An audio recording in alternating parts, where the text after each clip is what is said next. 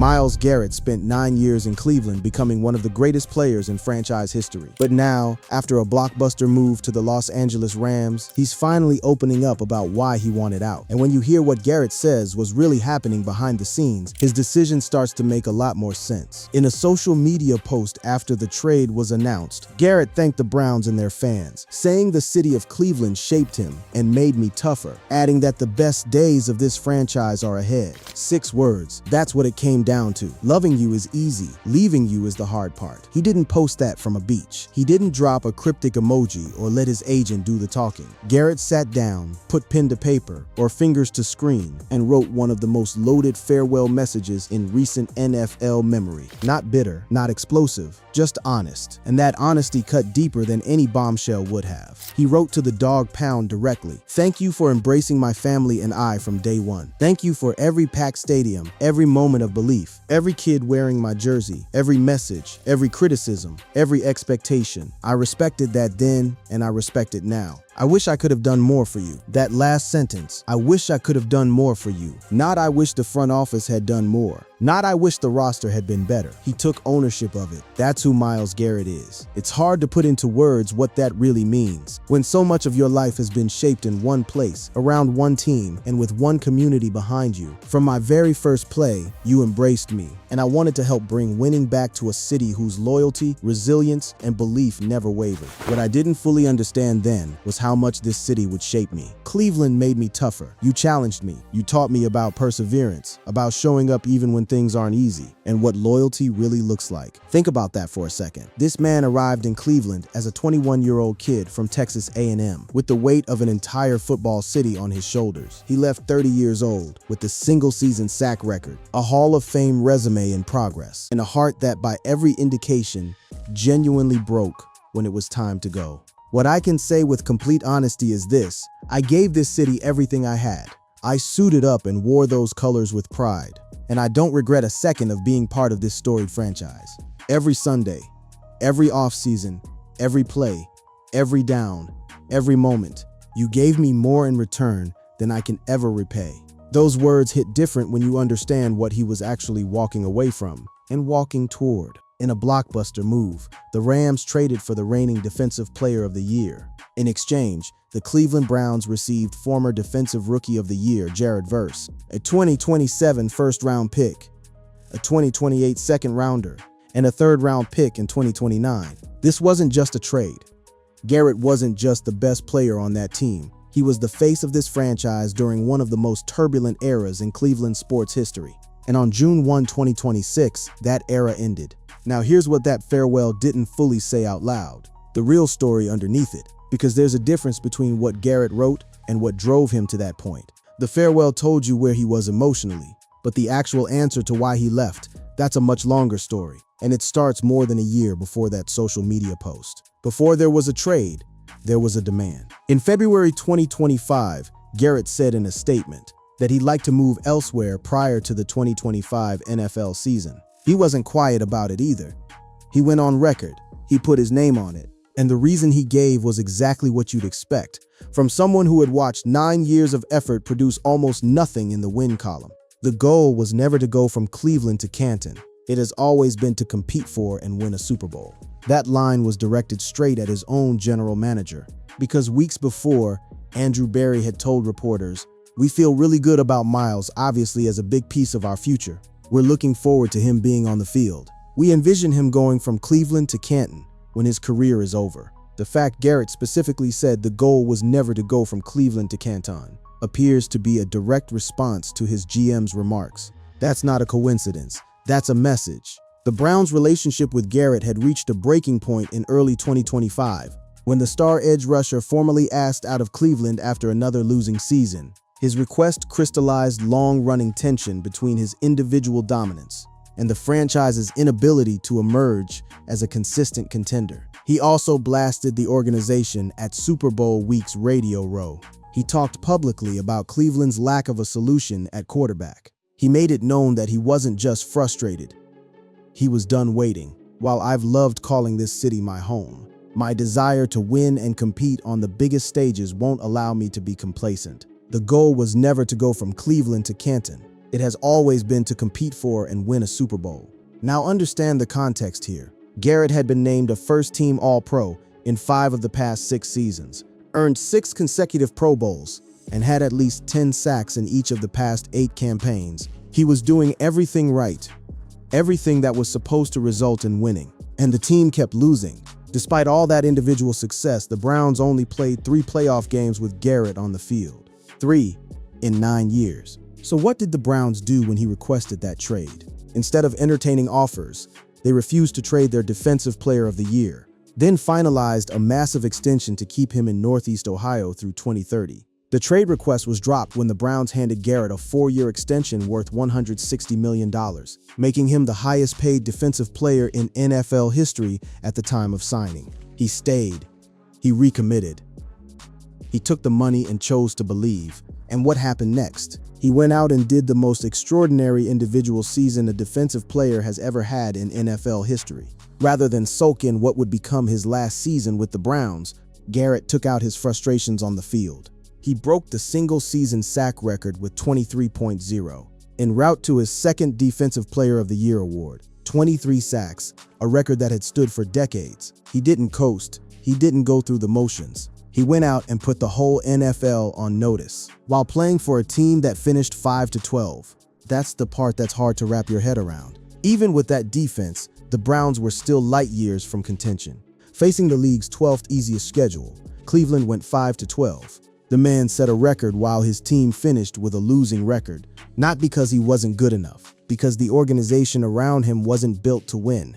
And when the 2026 offseason arrived, the writing was already on the wall. Garrett just hadn't read it out loud yet. Here's the thing about the Browns. Even when they were publicly insisting they had no intention of trading Myles Garrett, they were quietly doing the very thing that would make trading him possible. In March 2026, the Browns adjusted Garrett's contract to pay his option bonuses just a week before the start of the regular season, rather than earlier in the spring. His pay did not change a single cent, but it made trading him at that point in the calendar far more digestible for the Browns. The contract tweak lowered what would have otherwise been a massive dead cap hit in 2026. If they traded him, think about what that means. The Browns moved paperwork around in a way that did nothing for Garrett financially, but opened the door, wide open, for a trade they were simultaneously insisting they would never make. Behind the scenes at the time, the Browns were adamant they were not trading Garrett. When Barry spoke at the league meetings in late March, he took it a step further. "Myles is a career Brown," Barry said. "Myles is a career Brown." Those were his exact words, spoken confidently, publicly, on the record.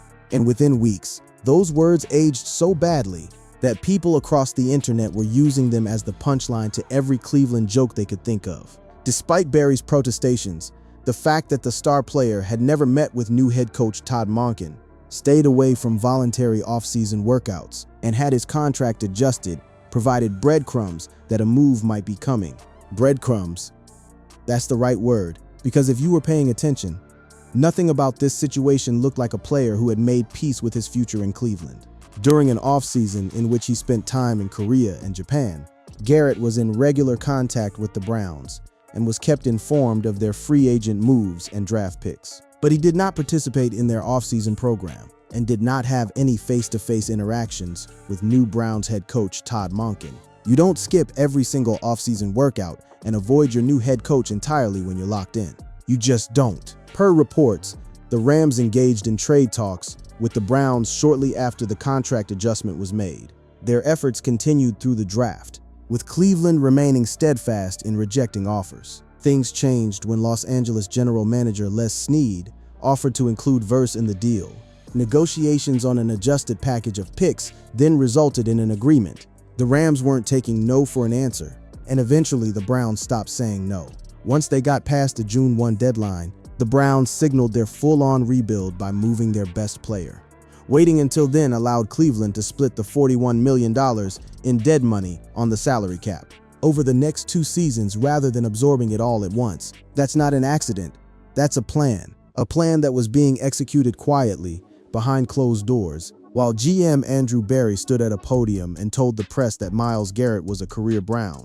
Browns owners Dee and Jimmy Haslam said in a statement, "We met with Myles on Saturday, and told him we are extremely grateful for all that he contributed to our team and to our community, and that he will always be a Cleveland Brown. We look forward to welcoming him back at the appropriate time and wish him and his family only the best. GM Andrew Berry added, "We recognize the unexpected nature of this trade, but it opens up great opportunities for our franchise." Unexpected. He called it unexpected. The same GM who restructured the contract to make the trade possible called the trade unexpected. That tells you everything about the version of events the Browns wanted to present to the public and how little it matched what was actually happening behind closed doors. If you want to understand why Myles Garrett really left Cleveland, not just emotionally, but structurally, financially, and competitively, you have to talk about Deshaun Watson. Not because Watson is a bad person, but because the Watson trade is the single decision that locked Cleveland into a cycle of losing that made it impossible for Garrett to stay. The Browns pushed all their chips in on Watson in 2022, sending significant draft capital to the Houston Texans and handing him a fully guaranteed $230 million contract. The move was supposed to give Cleveland the franchise quarterback needed to maximize a roster that featured Garrett, Nick Chubb, and one of the NFL's most talented defenses. Emphasis on supposed to. In March 2022, the Texans traded Watson to the Cleveland Browns. Houston received the Browns' 2022, 2023, and 2024 first-round picks, along with additional mid-round selections. 3 first-round picks. Gone. Just like that, the Browns didn't have first-round picks in 2023 or 2024 as a result of the Watson trade.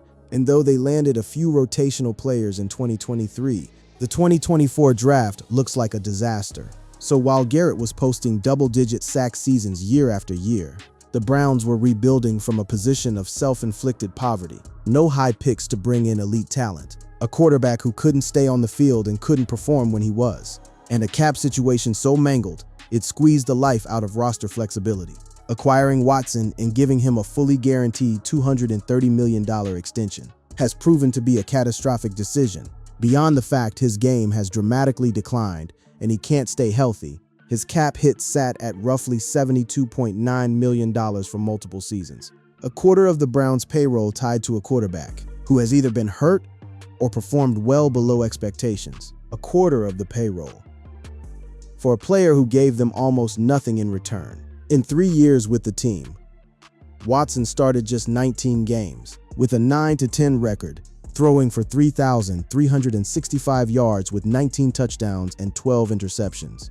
And the Browns have pushed so much of Watson's money off down the line that even when his contract technically ends following 2026, it will still create significant problems for Cleveland's salary cap for years to come. That's not a rebuild. That's a trap, a financial trap that the organization walked into willingly, with both eyes open, and dragged Garrett and the entire fan base along with them. The Cleveland community felt every bit of it. One fan summed it up: the Cleveland Browns squandered prime Myles Garrett, prime Nick Chubb, prime David Njoku, prime Joel Bitonio, a prime top 5 defense, plus more. For Deshaun Watson, worst of all, the people making these decisions are still in charge. Cleveland.com's Jimmy Watkins captured the weight of the moment for the GM specifically. Andrew Berry just became the man who traded for Deshaun Watson and traded away Myles Garrett.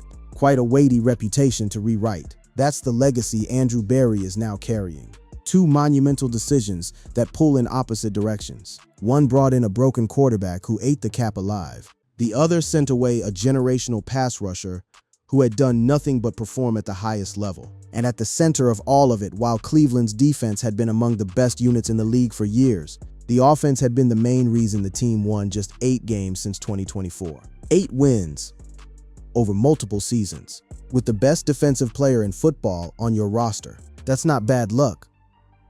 That's a system failure, and Myles Garrett finally stopped waiting for it to be fixed. So where does this all land? For Garrett, it lands exactly where he always wanted. The Rams are set to host Super Bowl LXI in February at SoFi Stadium. They won the Super Bowl there following the 2021 season, and now they have a game wrecker in Garrett added to their arsenal for this title run. That sentence carries enormous weight. The Rams aren't just adding a good player, they're completing a roster that was already built to compete. Pairing Garrett with a returning MVP quarterback, and a defense that already had one of the youngest, most talented defensive lines in the league. As they entered the 2026 offseason, the Rams were fortunate to have star talent on rookie deals on both sides of the ball, with Puka Nacua on offense and an entire defensive line versus Byron Young, Kobe Turner, and Braden Fisk on the other. And now Garrett slides right into that unit and replaces Verse. Think about what that defense looks like.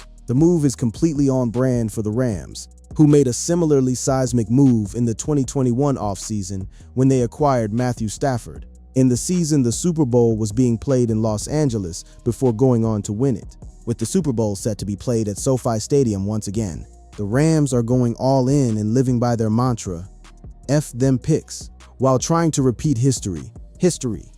That word means something when you're talking about the Rams. They've done this before. They know how it works. And now they've handed Garrett the exact thing he never had in Cleveland, a real shot. The reigning NFL MVP Matthew Stafford officially signed his extension just weeks before the trade, and essentially continues on a year-to-year arrangement with the team. A 38-year-old quarterback playing for what might be his last championship window. A 30-year-old edge rusher who just set the all-time sack record. The stage is set, according to the Elias Sports Bureau.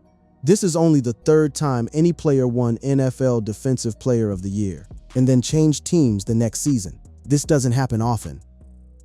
When it does, it means something seismic has shifted. Careers pivot at these moments. For Cleveland, the picture is more complicated, but not entirely bleak. The most important addition for the Browns, and the player who should decide how this deal turns out. For Cleveland in the long run is Verse. The Browns told the Rams that no deal would get done without including the 25-year-old Verse, the Rams' 2024 first-round pick, who had 12 sacks and 22 tackles for loss the past 2 seasons. The Rams and Browns didn't waste time making what is almost certainly going to be the biggest trade of the NFL offseason. It's not often that a 2-time Pro Bowler and former Rookie of the Year gets dealt before even starting a 3rd NFL season. The Browns essentially got a blue-chip young edge rusher who is only now entering his prime, plus a pile of future picks that could define the next decade of drafts. The Browns spent the offseason revamping their offense, completely overhauling the offensive line and drafting wide receivers. However, significant questions remain at quarterback, where Deshaun Watson and Shedeur Sanders are expected to compete for the starting gig if the franchise quarterback isn't on the roster. Moving on from Garrett now allows them to obtain picks that could help obtain one down the road.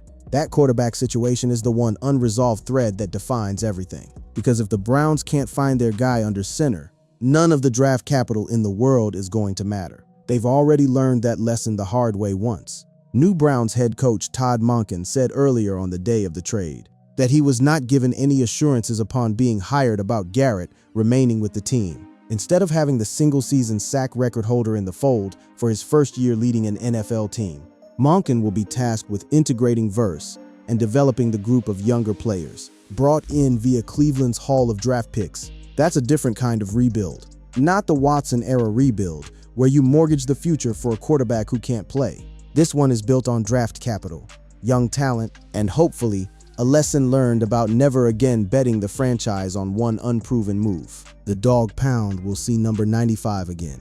When that day comes, the reception he receives inside that stadium is going to tell you everything about what he meant to this city. And that's really where this story sits right now.